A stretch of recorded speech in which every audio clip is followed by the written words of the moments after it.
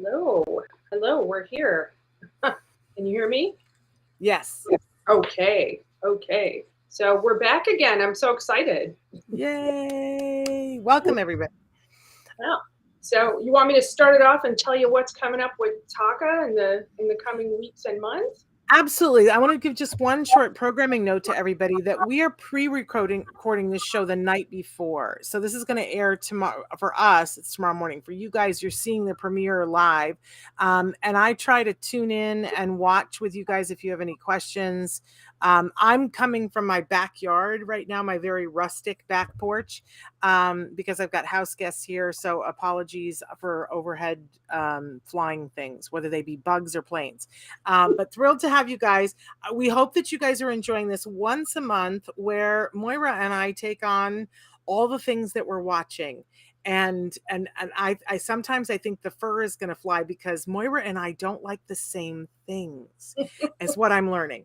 And we said this all this week. We've said everybody's opinion is valid, right? As long as we're respectful. So we won't throw anything at each other, but I think we have different taste in things, as we will find out in just a minute. But as you mentioned, I'd love to start out, which, by the way, you guys, we're live right now on Facebook, YouTube, Twitter, and about a dozen other sites. Don't forget that the show podcast, it's a free podcast wherever you get your podcasts. We love it when you guys download, share, like, review on iTunes. Oh my gosh, a review on iTunes. I have a plane. Can you hear it? Yep. Is it super loud? No. I live by an airport. What can I say? But anyway, we love it when you guys review. So please, if you find things that you like here, whether it's on this show or another show on the Autism Network, we love, love, love, love reviews. Okay. But Moira, you are someone who has been very involved with TACA. And tell them a little bit about what you do and then give us an update on what's going on. Refresh us on TACA. What's happening? Yeah. TACA stands for the Autism Community in Action, and it's parents helping parents, caregivers helping caregivers. We're sharing information on how we can help our kiddos on the spectrum be the best they can be. That's really the goal. Independence, health, happiness, those are all the things we want for our kids. And there's a lot of different ways to work a problem, right? Or an issue or an obstacle, So one of the things we do is we have these monthly learning series, and we have a subject for every month. And right now, this month, it's puberty. So we've got 2 recorded seminars that are available for viewing as many times as you want through July 31st. You just have to register and you'll have that access. And then we also have 2 virtual parent meetings for support that are on the topic of puberty. So the information for that's all on the website. Check it out. Join us if you can. And then we are also having several in-person meetings now. We're starting slowly but surely to get back to doing that. We have something we call Coffee Talk, where we have volunteers that sort of host these coffee talks, and it's a sharing of information and a time to be able to go like, hey, I heard about this type of therapy. What is it? And that kind of thing. And just sharing that kind of information. And that's exciting. So there's several of those. See if there's one near you. And then, of course, our conference coming up in October in Costa Mesa. It is currently $89 per person. And it's a 3-day conference with 4 tracks, 2.5 day really. And the price will increase at the end of this month, so keep an eye out. But when you register, you will receive a coupon code for 25% off for a buddy or a co-caregiver or whomever you wish to give that to. We also have scholarships if money's tight, and it's tight for a lot of us. We're happy to help with that. And then we're also vendored with regional centers. So lots of ways to get that. And it's exciting, to be back in person. I'm a little, I've got my fingers crossed real tight, but yeah, there's going to be a lot of topics covered, therapies, treatments, adult issues, teen issues, all that kind of thing. So there's nothing like a TACA conference. Let's just say that. And whether you are new to the community or your child was diagnosed 22 years ago, If you need your battery charge and you want to know what's going on and you want to be with a group of people who will accept you and love on you and your child, then you should get yourself to a TACA conference. There is no conference that is more affordable than yours. And a lot of times I'm not a conference person. I'm just going to be honest. Like, I just don't have the attention span to go, and it's too much for me sensory and socially always to go to a conference and stay for 3 days. But a TACA conference is one where I advocate going and staying for the 3 days. And now the planes got really busy. Sorry about that, you guys. But I love a good TACA conference. I have to be honest. I'm not going to be at this one because I'm at a conference for caregivers, or not for caregivers. Yours is for caregivers. For one for therapists and BCBAs at the same time. Otherwise, I would be at that TACA conference with bells on, literally. So you could find me. But I so advocate for going. We really in COVID pushed hard for families to go to the virtual ones, Moira. And I said over and over to people, I'm telling you, if you go to a TACA conference, I promise you it will change your life. I promise you will get something that will change the direction that you're going for the better. And everybody wrote back who went and said, okay, I sort of doubted when you said that, Shannon, but that's exactly what they found. That's good to hear. I'm going to share that with our staff because, everybody's so dedicated, works so hard to give a good space for people to come together and learn. And that warms my heart. And we had to pivot, like everybody had to pivot because of COVID. And honestly, it did open up a different world for us, which I think was a good thing in the long run. And and the recordings from the sessions will be available at some point after the conference as well. So if you register, you will have access to that. And then I believe we're working on you will be able to purchase them separately for a reduced price after the fact for a certain amount. So, but if you can go, and you'll be right there by Disneyland. I mean, it's the thing to do. Yes. Unless you can't, in which case, try to get the recordings. I think that's super cool. And of course we showed Traven, he's so on it. He showed the website TACAnow.org. But if you guys are listening, you didn't get to see it. TACAnow.org for more information about TACA and their conferences and their coffee talks and all of those things, all of which are absolutely amazing. And I really encourage you guys to be involved in TACA. You'll really enjoy it. Really, really enjoy it. Okay, so now we get to talk about movies, which is the thing I look forward to. And movies and television. We're talking about television as well. And I find myself looking forward to this every month. It's sort of like my ice cream. It's my palate cleanse. It's my ice cream. It's my treat that we get to do this, Moira, and that I get to do it with you. Because I don't know about you guys, but I love it when people don't agree with me. I find that exciting. And sometimes you and I see these things alike, Moira, and sometimes we are on the other side of the planet. Right. So we said we were going to start with one movie that both of us would agree to see. And I tried to watch it earlier in the month, and I couldn't get my Apple TV to work because it goes in and it goes out. I don't know with the internet. What is with the internet? But so I had to watch it late last night. So it's fresh in my mind. Do you want to tell them what we agreed to watch? Sure. We agreed to watch Cha-Cha Real Smooth, which is, it's got Dakota Johnson, Cooper Rafe, and a lovely gal, Vanessa Berghardt, in it. And it was on Apple TV, like you said. And it was, I'll start. I liked it and I didn't, it was one of those, like, I didn't hate it, but I was kind of like, because the guy, the star, Cooper Rafe, he wrote and directed and produced this and starred in it, as well. So I'm like, and he's only 25, so ambitious young man, good for him. He looked a little older to me because he looks like Adam Scott, and Adam Scott is older than him. So I was kind of like, he was playing a 22-year-old just out of college, I don't know what to do with my life kind of guy. And I was like, okay, and I felt like, we were really watching a charming young man stumble his way into a job and befriending this, Dakota Johnson plays this melancholy kind of single mom of a of a gal on the autism spectrum, and he meets them at a bar mitzvah, and and it was like, okay, I was along for the ride.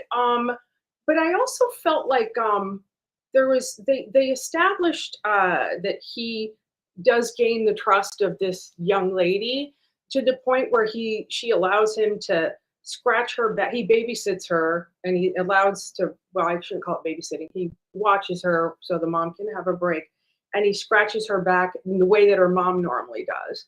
And I know that was to symbolize, look, he's trustworthy and we like him. But I was like, I didn't, that made me uncomfortable. And I was not, and I know that that was not the intent, and it was not meant to be uncomfortable. I know that it was this lovely, sweet, heartwarming moment, but I couldn't let go of like, I wouldn't allow that. I'm sorry, and that was the thing, because as a parent of a special needs kiddo, there's a very short list of the people that you trust with your kiddo. I mean, even a typical child, it's the same, but there's such a layer. There's a layer of trust that I just don't have. So, so that's that. But then I also felt it was a little, I don't know, it was a little self-congratulatory in a weird way. Like, he was just so darn adorable, and I was kind of like, okay. And I felt like that whole scene with the back scratching, weirdly enough, it reminded me, there was a scene in There's Something About Mary from a million years ago,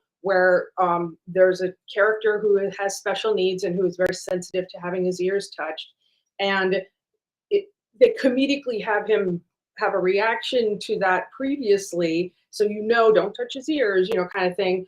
But at the end of the movie, the Ben Stiller character does touch his ears and he doesn't react. And that's like this sweet little moment of realizing, oh, he's been accepted. So I feel like that was almost done a little better in that scene, and less creepy. But what did you think? I'm curious. So it's so funny that you had this sort of kind of reaction, because everybody that I've talked to has either loved it, thought it was the most amazing thing, or hated it. And I gotta say that I was somewhere in the middle too. I thought it was kind of a quirky little independent. The thing that's really notable about this is that, as you said, this guy, he's 25 years old. He had a short film that won a film festival, South by Southwest. And then this was his second film, and it won the audience favorite at Sundance. So you kind of have to go, okay, so what's that about if it's the audience favorite at Sundance? I'm talking about Cha-Cha Smooth, Real Smooth, won the audience favorite. So I think that there were things about it that were super likable. It definitely is one of those films that it's to showcase him.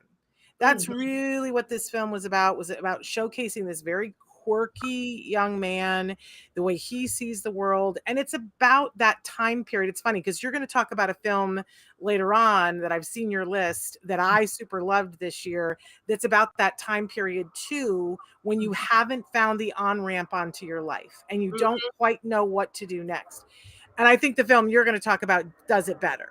But it's everybody's story, right? I think what some people are responding to for this movie is that it's a very big deal in the movie that he is not just okay with spending time with a young girl who's on the spectrum. He's sort of thrilled by her. Right. He thinks she's super. He loves her. She has a quirk that she likes to collect antique potato mashers, and he thinks that's swell. And he's like this with everyone. It's not that it's special and unique to her. He sort of kind of wants to know what makes people tick and what's going to make them happy. And he doesn't quite know what to do with that in his life.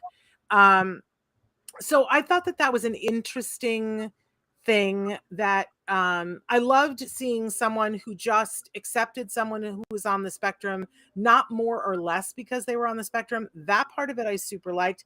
I thought that Vanessa Burkhart was truly lovely in the film. And some of the reviews that I read, somebody said, well, the autism community deserves better than this, that it should have been more about her. And I got to say, I just want to say for a second that ticks me off. Yeah. It really ticks me off because we need to be able to tell all stories, but it also ticks me off because there is a series that was out from Amazon called As We See It, that just focused on 3 characters on the spectrum and a little bit their caregivers, but mostly on those 3 characters that were, they did it exactly right. They cast it authentically. And I've been on a soapbox for the last month trying to gain support because it's been canceled. And I can't even get the autism community to sign a petition asking Amazon to rethink it. So I just say to people, I don't know what it is you want. Right. But you should figure it out, because I think the entertainment world is almost done with everybody complaining constantly, no matter how someone is depicted with autism. Well, and I think this is the thing. You probably have noticed this too, because it's such a spectrum, and because it's so, it's well, that's not my autism. Is Right. what I think. People look at a depiction and think that's not my autism, so therefore, and I'm like, well, it's all flavors. It's all, so we need to and I think having as many stories as possible that are inclusive, Yeah. it's always a good thing. And I loved that. I'm not the biggest Dakota Johnson fan. To me, she's like the Harrison Ford of acting. That they're just, forgive me if you love these people, I'm sorry. They're very compelling on camera. Mm-hmm. And they can sit there and breathe and water their eyes, and it's very compelling. I watch and I'm compelled, but they just don't do a whole lot. Mm-hmm. Like, I would ever love for Dakota Johnson to say anything that's not a whisper. But I'll watch her. She sits there. She's beautiful. She's compelling on camera, but she just sits there and does most minute amount of stuff. I thought that there were some great supporting actors. Like, I thought Leslie Mann was fabulous. And I want to say this out loud. Brad Garrett, I thought, delivered one of the best things I've ever seen him do. Playing the stepdad, because I thought it was nuanced, and I thought it was Brad Garrett playing the straight man, which we don't see a lot. I just thought it was delightful. So I thought a lot of the supporting actors were doing a great job, and that it was totally watchable. I don't think it was coda.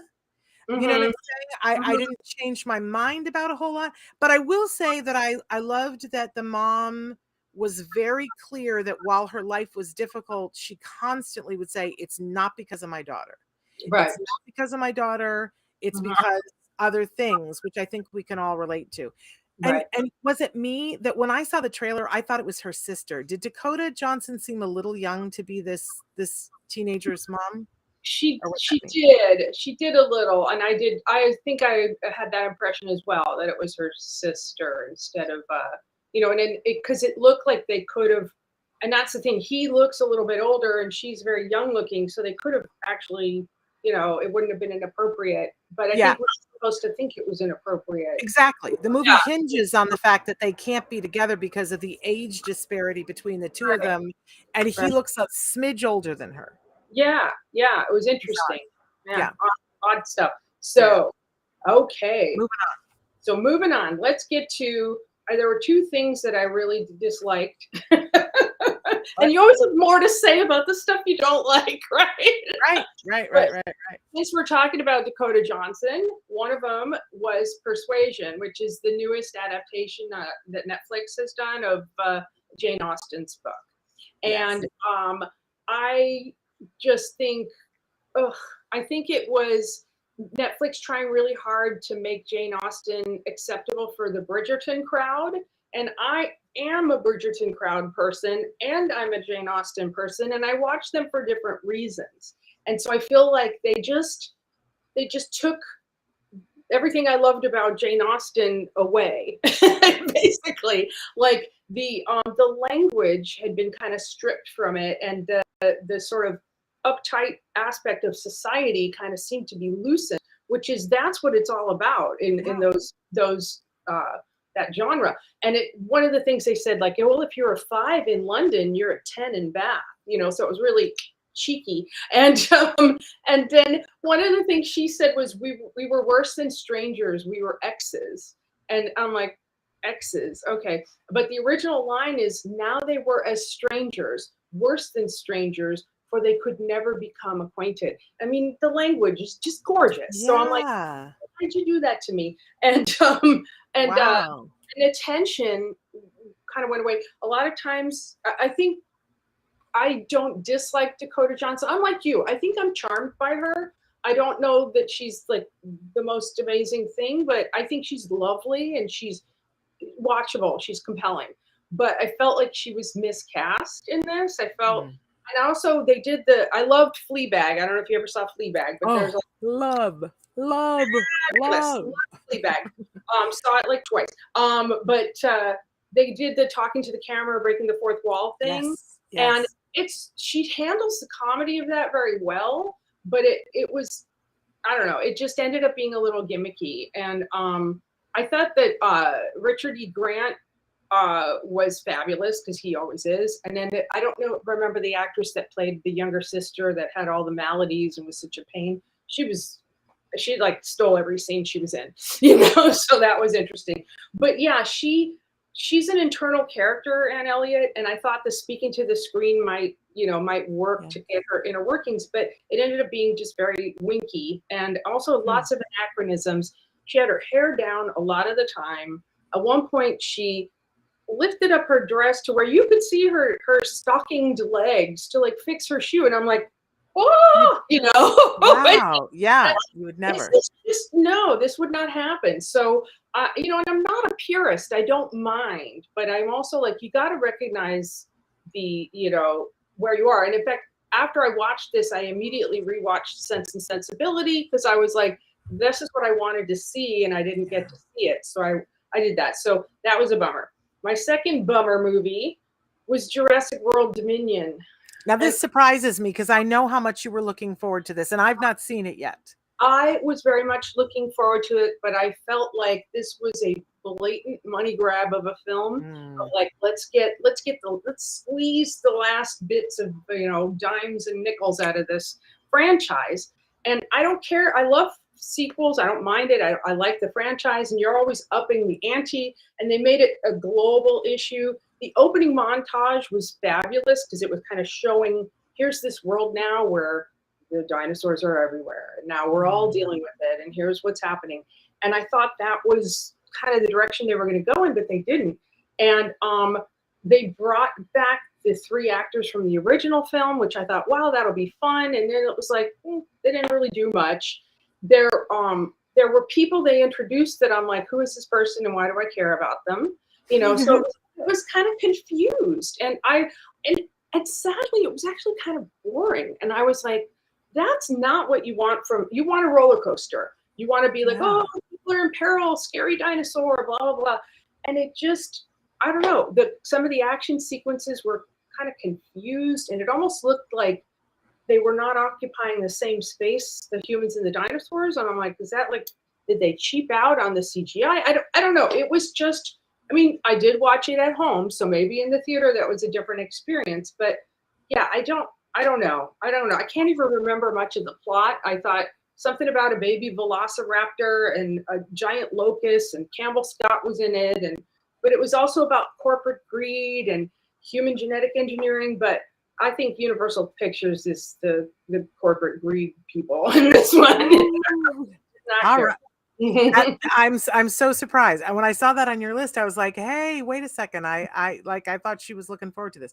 Well, so for both of these were on my list, and now they're a little less on my list. And then on my no list, I think that it's no big surprise. Well, I mean, maybe one of the things on my list was on your wow list last month. That I specifically went and watched Under the Banner of Heaven because I said to Jim, oh, I didn't even know about this. I love Andrew Garfield. And it's a detective thing, which he's really into. It's set in Mormon land, 1980, whatever. And I thought, this is going to be my thing. Oh my gosh. I just can't even tell you how much I hated it. I just hated it. I even did a review of it. You guys can check it out on braderagency.com. But I hated it. And I mentioned this to you when you did the review, that I have a lot of friends who are Mormon that are LDS.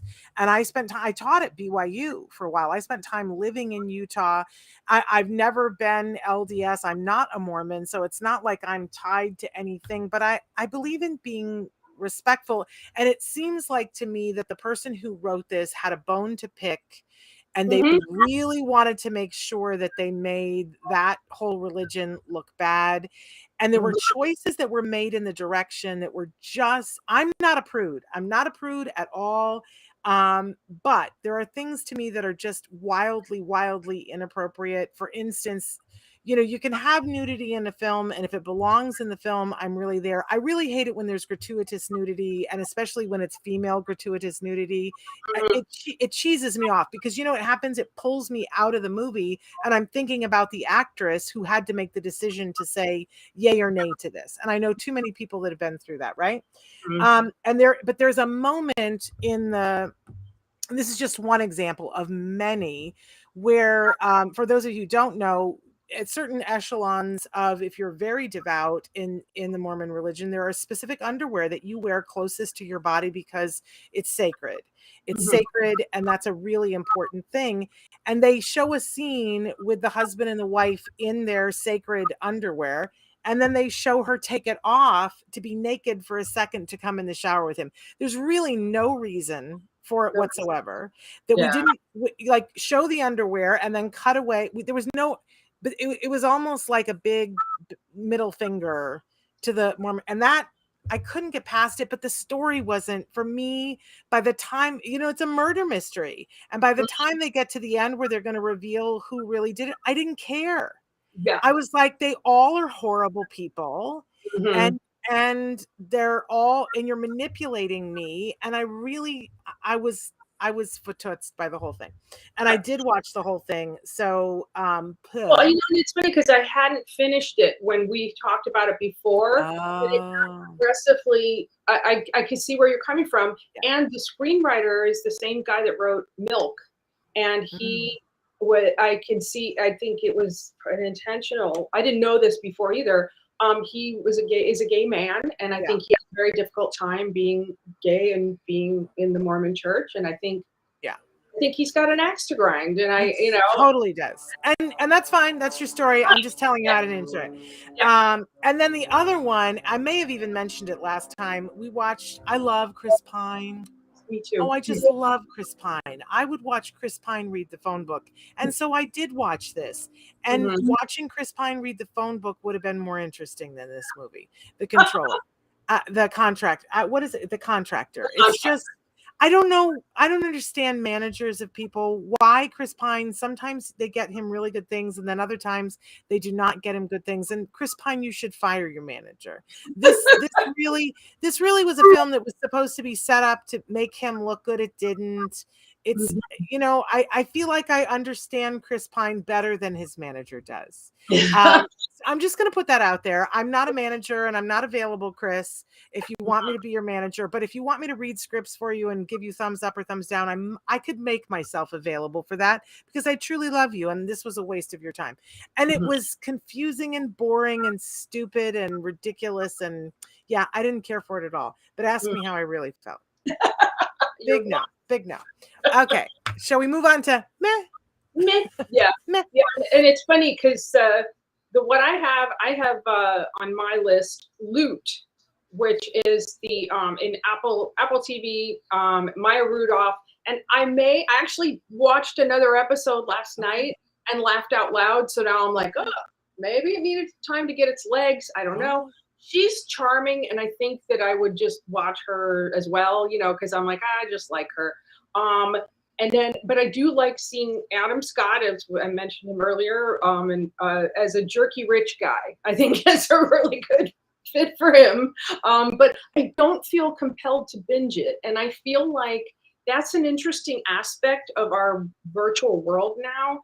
Is what things would you binge? You know, and like spend a weekend just burning through because you're just so into it, versus what things are you like, oh, I can't wait till HBO releases another Game of Thrones episode or whatever, you know, when they're releasing it one by one, and what stuff gets lost in the shuffle. And I think I think this might have gotten lost in the shuffle, but I kind of went back to it. So I'm like, well, I should give it one more try before I talk to Shannon about it. But yeah. And I sort of feel like for the meh category, it's some of the I'm going to talk about things that I quite enjoyed, but they weren't things that I would go wow over. But Yes. right, so Matt is somewhere Yeah, in the so middle. it's Give me, I not like liked a it. negative. Yeah, not a totally negative. Yeah. Yeah. Well, and the same with Marry Me. I feel the same way. I felt like it was kind of exactly as advertised, and that was fine, you know? But I think that I love rom-coms. I think that it's really hard to do a rom-com. And I think that you have to have so many things working correctly. You have to have the chemistry between your stars. They have to have good comedic timing. There has to be funny things about the story, as well as the spark between the two. And I felt like they were both really super charming and I liked them, but I didn't see a spark. And it wasn't funny particularly. It wasn't not funny. It wasn't a drama, but it wasn't, you know, but I'm a J-Lo fan. I like her. So I'm okay. But like I said, it was a lovely and ultimately kind of forgettable, but inoffensive was the way I described it. And it made me think of, I watched Sandra Bullock and Channing Tatum in The Lost City and enjoyed that much more in terms of this genre. It leaned more strongly into the comedy. And I don't know there was much spark between Sandra Bullock and Channing Tatum, but it was very sweet. The two of them were very sweet together. So anyway, so rom-com's hard, and I'm hard on the rom-coms. So my meh category is a little bit larger than yours because I sort of went down the J-Lo rabbit hole. That's where I went. That I don't know why, because I like a good documentary, and I saw Halftime, Yeah, I and did I and I too. and I Yeah. thought I want to see that, and I put on Halftime, and then I couldn't stop watching it. Mm, And I gotta say, I am neither a J-Lo fan or somebody who disses J-Lo. I like her, but I don't go, oh, J-Lo's in that, I gotta watch it. You know what I'm saying? mhm. And I loved her. I feel like I got to know her better on American Idol when she was on American Idol, and I was a bigger fan. I think I just missed like all of the things that she did from being the big J-Lo fan that a lot of my friends are. But Mhm. so I watched Halftime, and I just thought, wow, that's sort of amazing that she's turning 50 Mhm. in the documentary. You saw it, Yeah. and I love that it was called Halftime, that she's 50 and she was doing the halftime show. I don't watch football, didn't watch the halftime show, Mhm. wasn't really aware of the fact. I knew that she was doing the halftime show, but wasn't aware of what the theme was, any of that. And what I thought it was as a documentary, well, I found it interesting. I couldn't stop watching it. And what it did was it made me kind of understand J-Lo's plight a little Mm, bit more than I previously had. And it made me a little bit more on her side, which I think is what it wanted to do. And right. I think it set her up to be looked at for Academy Award status. Mhm. Is what Mhm. I felt like it was a big long commercial saying you should not rule her out. Right. Right. So after watching it, I was like, well, I was gonna watch Marry Me. I guess I'll go watch Marry Me. And as soon as I was done with Marry Me, I said, okay, now I gotta go watch Watch Hustler. Hustlers Mhm. to see all of these things. And I gotta say, so I put them in the meh category for different reasons. Mhm. Like, I think that she deserved an Academy Award nomination for Hustlers, but I I'm gonna I agree. Mhm. Mhm. I definitely think that she did, and I think she got gypped out of it for various and sundry reasons that they talk about in Halftime. But I'm going to say that the thing that's wrong with Hustlers is the script is weak, and it was partially written by the director. So the director couldn't compensate for what was weak in the script because it was hers. And Right. so J-Lo, I've already spoke to Chris Pine. J-Lo, we need to have a conversation. You need to pick a little bit more carefully, what either have a different director than the writer so that they can see the mistakes in the writing, but there were big mistakes in the writing that prevented this film from doing what it should have. And it's a waste because J-Lo put it all on the line to do She this movie. did. She did. Yeah. And they kept comparing it to Goodfellas. And I'm like, not quite. But I'm like, but I also thought to myself, I see why they're comparing it to it, but Sure. it didn't quite get there. But yeah, I thought she was amazing. you know. Well, all of the women in it, and it was, everybody should go watch it because Lizzo is in it, Cardi B is in it. Getting to see all of the dancers, the cameos in it are just insane. They're just really, really wonderful. And Constance Wu is really good in it. But you will see that in the whole thing is sort of told in these flashbacks because they're doing an interview, and so Constance Wu goes back in flashbacks to talk about meeting J-Lo's character, but there is all this, you're waiting for this big reveal about why J-Lo's character is this horrible, horrible person. And I don't want to spoil anything for anybody, but the script is El Toro poo-poo in this respect. It is horribly bad, and it did J-Lo wrong. So but anyway, and I really enjoyed Marry Me. I thought that Marry Me was super cute.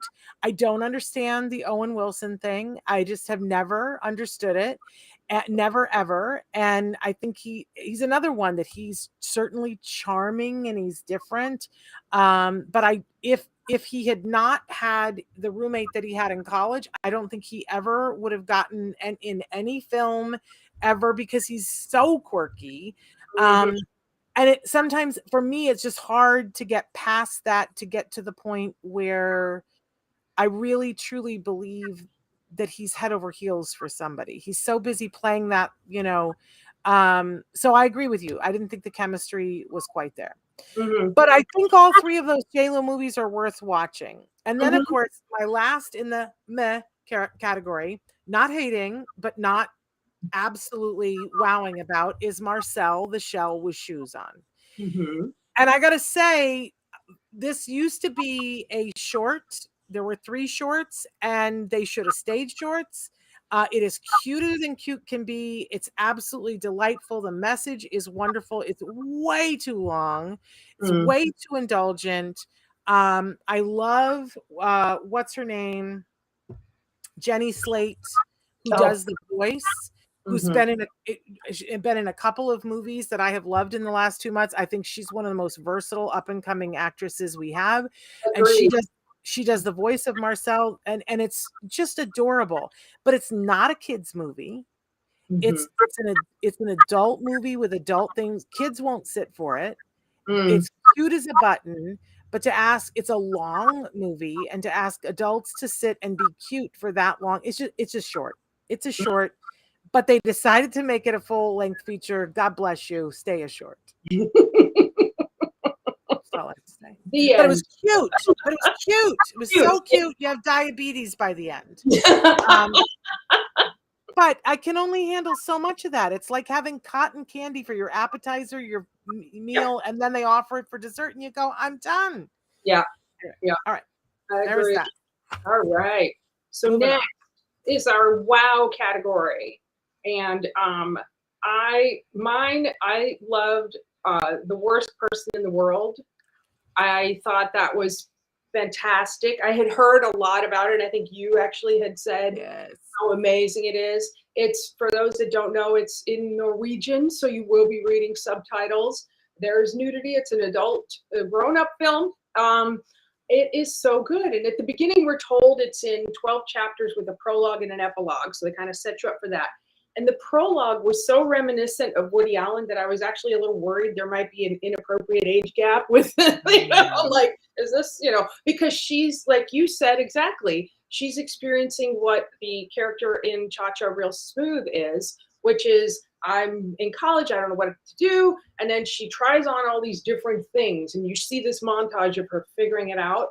And then all of a sudden you're at a different point in her life where she's like, trying to figure out, like, am I a grown up now? Do I need to make these, big life-changing decisions for family, for whatever? And it was so interesting. And in a way, she could be kind of labeled as the manic pixie dream girl, because she's, whimsical. But the actress, Renata, I don't know how to say it, Rydentsev, she manages to keep the character of Julie grounded. And I think that was an amazing feat, even in her most kind of what the heck is going on here moments.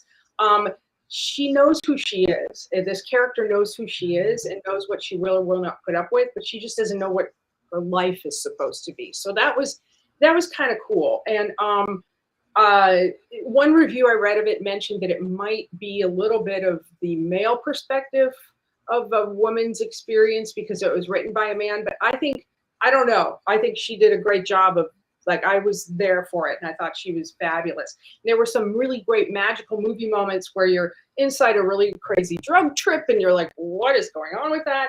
And then also a literal and figurative light bulb moment that I think is just magical, movie magic at its best. I just thought it was, great. And it was much more successful than Cha-Cha Real Smooth and, a whole other league. So I really enjoyed that one. That was loved it. Was one of my favorite movies of the last season, and I was lobbying hard. I thought it should have won Best Foreign Language Film. It did not because that car movie won, which hop to the car, which was way too long. I absolutely thought it was one of the best things that came out last year. It makes me want to watch this director's other two films because they said Joachim Trier. This is kind of the third of his kind of accidental Oslo trilogy. And I'm like, okay, well, I might have to watch the other ones. Yeah, me too. She's in one of the other ones. So I might do that. I loved it. Loved it. It was so wonderful. Great. And I thought some of the imagery in that was so bold that I've never seen before. And I was like, I love this. I loved it. Just, very good. Very good. Can I tell you, I watched it the same week that I watched West Side Story, and everybody hated the fact that I was so hard on West Side Story because I was like, look, in this movie, you've got this many seconds to make lightning happen between these two characters. And if you don't make that lightning happen in that first little scene, then I'm not going to believe everything that happens after that. And everybody's like, well, it's written, right? Whatever. And in this movie, there is in The Worst Person in the World, there is a scene where she meets someone, and it's maybe 6 minutes long or less, and it builds beautifully, and it's like, wow, it was so odd, and it was so it was so well done, and you could have not liked either one of them because of the but you did, and I don't know. Very well done. I loved it. And the other one I loved was Good Luck to You, Leo Grande. And I love Emma Thompson. Amazing, as usual. Anything she is in, I'll watch. Daryl McCormack is the gentleman that plays Leo Grande, and he is one to watch. Not only is he incredibly handsome, he had a wonderful subtlety to his performance that I very much enjoyed. The film, it's focusing, I think it's going to be considered really brave and groundbreaking because it's focusing on a newly widowed woman in her 60s who's trying to figure out how to have an orgasm, sexual satisfaction. And there's also a very vulnerable nude scene in it of Emma Thompson. And I'm like, I wish that wasn't considered so brave. I just wish we were just covering these stories. But again, I'm glad we're doing this great storytelling. It's very much structured like a play because I kind of felt like I was watching a play. All the action takes place in a hotel room where they meet. And I looked it up and it was not a play. So I'm like, okay, because it could have been. And each interaction, each session where they're together, and it progresses so beautifully, and the back and forth between the two of them is great. She decides to hire a sex worker, and he is her sex worker that to sort of do all the things she didn't get a chance to do before. And she describes her marriage as comfortable but lonely. It sounded kind of lonely. And she's a retired religion teacher who actually spoke to her students about the ethics of sex work and everything, but also admits to kind of shaming the girls for wearing short skirts and being a little bit of a prude. And so it's a great arc to see her go, kind of come to herself, and there's a speech that Leo makes about what he gets out of being a sex worker. And it reminded me of the speech in American Gigolo where Richard Gere talks about working, why he does the work. But the American Gigolo speech was more about because I'm this good and I can do this is why I should do it. Whereas Leo seemed to have a talent to actually see his clients and know who they were. And he's a lovely character. I don't know if I'd love to think he was real, but I kind of feel like he's like the perfect, but there's a moment where you see a vulnerability and I loved it. And I'm just glad. And we need to not be squeamish about talking about these things, right? I really want to see it, and I want to see it more now that you've talked about it.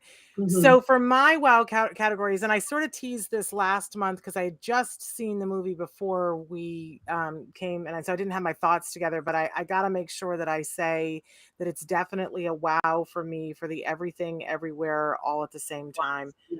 Mm-hmm. Whew, what an amazing tour de force that film is.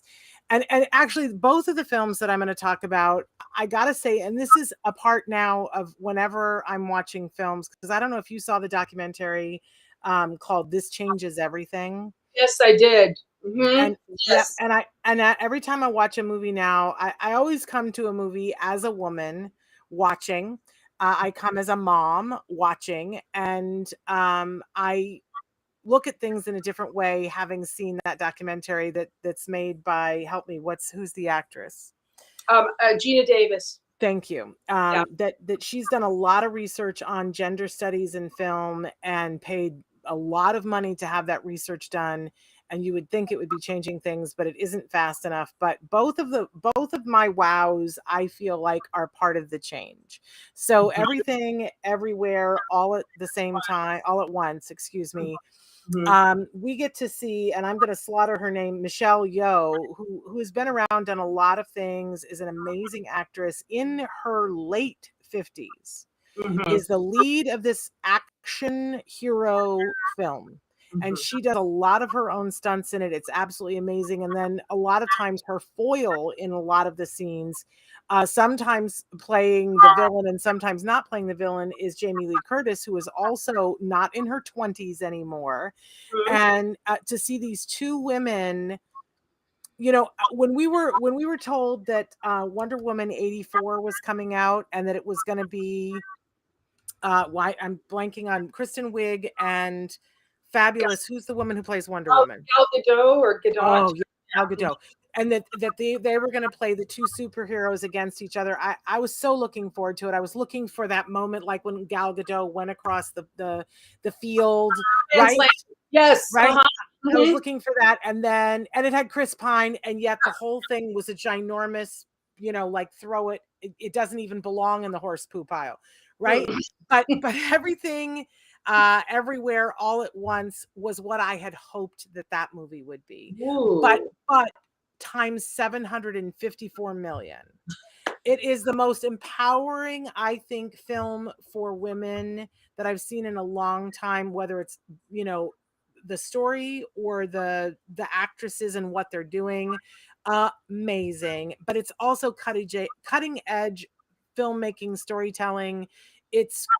It's not a movie you can watch once. It's a movie that you're going to have to watch like 22 times to catch all the nuance in it, but it's worth it. I absolutely love it. And Jenny Slate is in it too, and you almost wouldn't recognize her in it because a lot of times she plays the quirky, not beautiful. She plays the beautiful girl in it, and I was like, is that Jenny Slate? Totally wonderful seeing her do that as well. Great, very small cast, but everybody who's in it is on point. They must have had so much fun on that set and so much creativity. Absolutely love it. Make sure you guys see it because it's available widely now. And then the other one we just watched last night, The Sea Beast. And I had heard some good things about it. It's on Netflix right now. It is a family-friendly film, so you can watch this with the kiddos. And I just loved the message and the thesis of this film so hard. I watched it with my entire family, plus my two grandnieces that are staying with us. And everybody loved it. We had this big conversation afterwards about what we got out of it. And everybody got something on a different level. It just stunningly, it's beautiful. My husband kept saying, oh my gosh, it's just so beautiful. But I also loved the way women are depicted in this film. Oh my gosh. So loved this, loved the message. I also think that it says something really important. We are in such a cancel culture now about, well, let's find one thing, you know, and look, there are some people that need to be canceled, but it's like, let's go look at heroes that we had and look at everything that they did, and then we'll cancel and do all this. And I think this film has a really important message, because at one point the star of it, and it reoccurs throughout the whole film, but and it's in the trailer, so I'm not spoiling everything. She says maybe it's possible to be a hero and still make mistakes. Still make mistakes. Love it. Love it. Maybe both of those things are possible, and still be wrong, she says, and still be wrong. I think there's an important message about, we've all been told this, but maybe it's not the truth. But the message about how women are depicted is off the charts. So much of the time we see, you know, okay, so there's a female lead in an animated film, and we go, oh, well, good. And the message isn't always there. This is on point. Love it. Wonderful. I'm excited because that Jurassic World was our family movie that we all watched, and my son enjoyed it, but you know, he enjoys the dinosaurs, so he's happy for that. But it's so nice when I find a movie where we can all actually really authentically enjoy, and it sounds like that could be it. We all were leaning forward, all of us. So okay. Okay, so now moving forward, with looking at what are you looking forward to watching? What's on your list? I put on a couple of things. I put Don't Make Me Go, which is a film with John Cho, and it looks like it's a father-daughter road trip, and it looks emotional, and I love John Cho. So I'm like, okay, I'm going on that one. The Woman King, Viola Davis, based on real events, and it's about fierce all-female warriors in 1800s Dahomey. So I'm like, I want to see that, and I think this is where the Black Panther, the inspiration for the women guard that guard the Black Panther. So I'm interested in that, and I love Viola Davis. And then Gentleman Jack, we actually started it, and it also does the breaking the fourth wall Fleabag thing, and it is a period piece, but it does it so much better than Persuasion did, and I'm very much enjoying it. And it's, you know, it's very interesting. It's fun. So very cool. So those are mine. Have you watched the Viola Davis with Oprah yet? The interview? I did. I did. She's amazing. I saw a while back, wasn't it? Because I feel like it's been a little while. It's been a while. It's been a hot minute, but oh my gosh, if people haven't seen that, oh my gosh, Viola Davis just does not know how to hold back, man. She's an all or nothing actress, all or nothing in that interview. That's life changing listening to her talk. Ooh. That it took me a while to get over it. I kept talking to people for days. I just kept talking about it. But okay, so my looking forward, I said this last time, I'm still trying to get my body to Elvis. I am a Baz Luhrmann fan, and I am too. So and I rewatched Australia recently to remind myself why I'm a Baz Luhrmann fan. So I really want to see Elvis. I've heard good reviews and bad reviews, but I really, really want to see Elvis. I also have not yet seen Lightyear, and I'm going to get myself to the movie theater to see Lightyear. I've heard a lot of things, mostly good, but a little bit of people not liking. And strangely enough, I want to see The Gray Man. I'm not sure why I want to see The Gray Man, but I've seen a preview of it, and I know that I want to see it. Okay, so, haven't even heard of that. Okay. Well, it's coming out, like, I want to say today, tomorrow, whenever, very soon, and it's going to be in the movies and stream at the same time. I kind of love that when they give us the choice. So absolutely love. I do want to say too, I'm a big fan of shorts, and today, when this airs today, they start the Los Angeles Shorts Festival here in Los Angeles. And in the very first block of films that's showing at 1:00 today, when you guys see this, one of our regulars here on the show, Spencer Hart, is featured in a film that's playing in LA Shorts. I can't wait to see it and see her and celebrate her. You guys can watch her in our Stories from the Spectrum. She has a little interview show that she's doing there, short interviews, but the first episode, Heart to Heart, just aired, and you guys can watch that on our Stories from the Spectrum. I love shorts. Do you love shorts, Moira? I do. We actually own all the Disney Pixar shorts on Blu-ray. You know, I mean, now we have the Disney Channel, so we have them there too. But yeah, I love. I think it's a special talent to write a short and make it powerful. You know, and emotional. I love it. I love it. We had the director of Loop, one of the Pixar shorts that had to do with a nonverbal character. And she did the show with us, and it was so much. I don't think anybody does shorts as well as Pixar because they invest in it.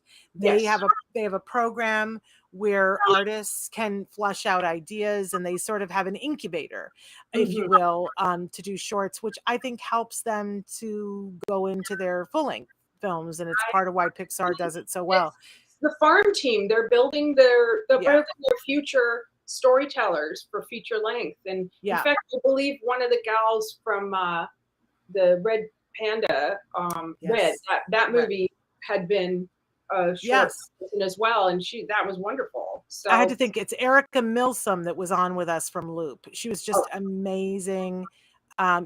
So, and I think she's just been finishing a documentary about Disney and about one aspect of it, and I can't remember what. But I love shorts, and there are so many different categories for shorts, right? Because there's documentary short, there's animated short, there's live action short, and then there's one more. Why can't I think what it is? But I absolutely enjoy it.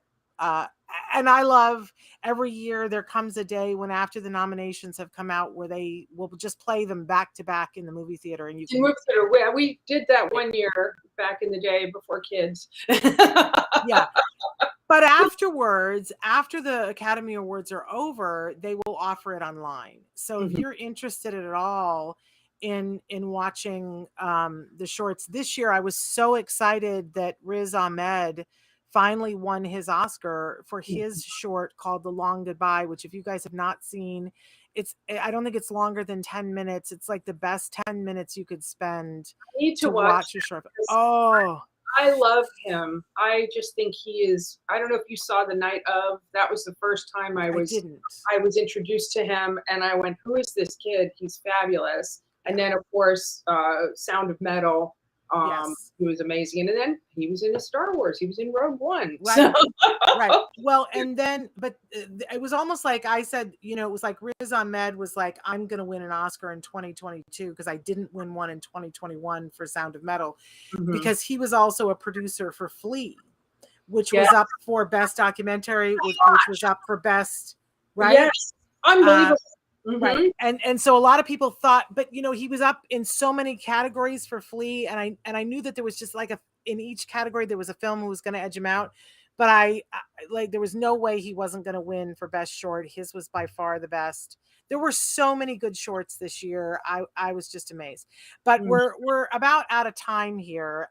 So I just want to say that for people who are interested in more information, Moira is very active in TACA, and tell them how they would find more information about what you do at TACA.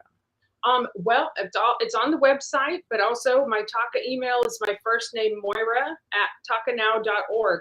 And I'm better with email. So, that's something you can always shoot me an email and say hello. I can, there, like I said, there's tons of info on our website. So, it'll take you forever to go through it all. There's so much. So, yeah.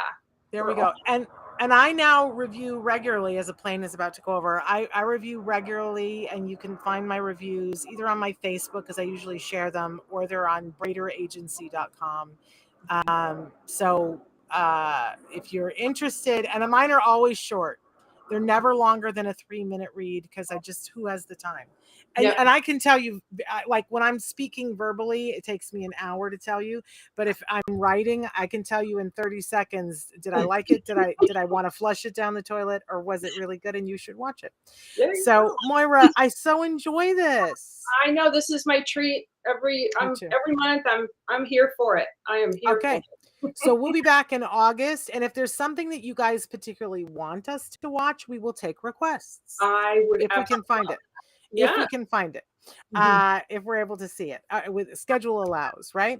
But thank you so much for being with us. Tomorrow on the show, you guys are going to see Stories from the Spectrum again, and you can watch Spencer Hart, and who is featured in the LA Shorts. So we hope that you'll check that out, and then we will be back live with a show on Monday. Until then, give your kiddos a hug from me and one for you too. Thank you so much for being here, Moira. My pleasure. Bye-bye for now.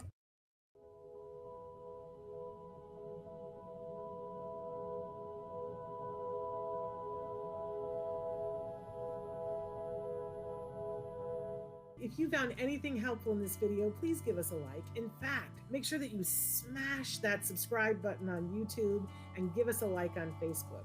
You can also follow us on Twitter and on Instagram for important updates. And please download our free podcast wherever you get your podcasts. Thank you so much. See you next time.